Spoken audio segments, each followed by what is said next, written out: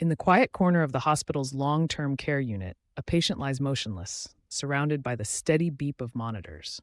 The medical team has grown accustomed to the flatlined hopes of recovery, their routines mechanical.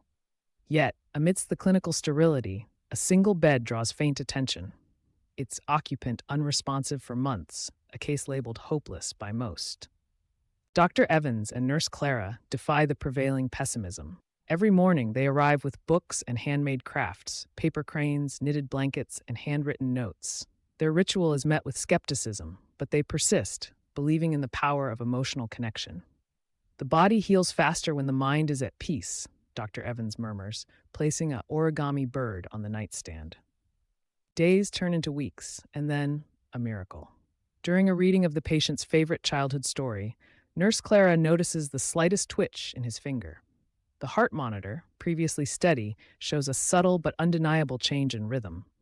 "Did you see that?" she whispers, her voice trembling.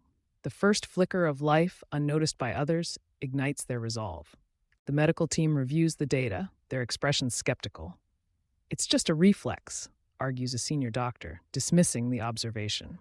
Charts and scans dominate the conversation, but Dr. Evans stands firm. "We're missing something beyond the numbers," he insists. The divide between clinical evidence and emotional intuition grows wider. Determined to prove their theory, Dr. Evans and Nurse Clara research the patient's past, his love for jazz, his childhood by the sea. They adjust their approach, playing his favorite music and weaving stories of the ocean into their readings.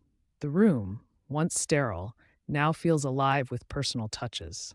The heart monitor responds again, this time more distinctly. One evening, as Nurse Clara reads a letter from the patient's daughter, a single tear rolls down his cheek.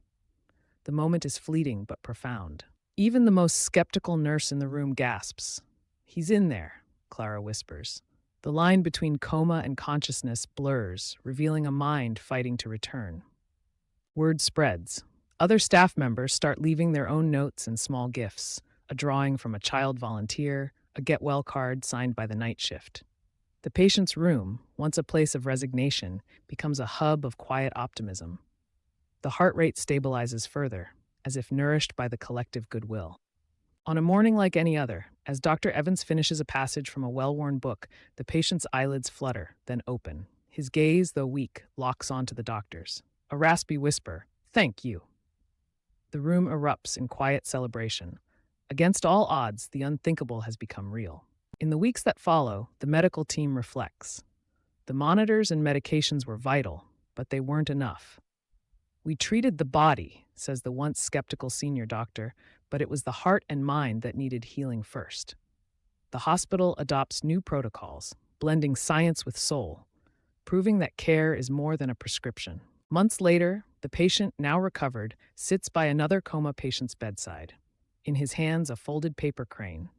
He places it gently on the nightstand, just as Dr. Evans and Nurse Clara once did for him. The cycle of hope continues, a quiet testament to the truth. Healing begins not just in the body, but in the stories we tell and the hands we hold.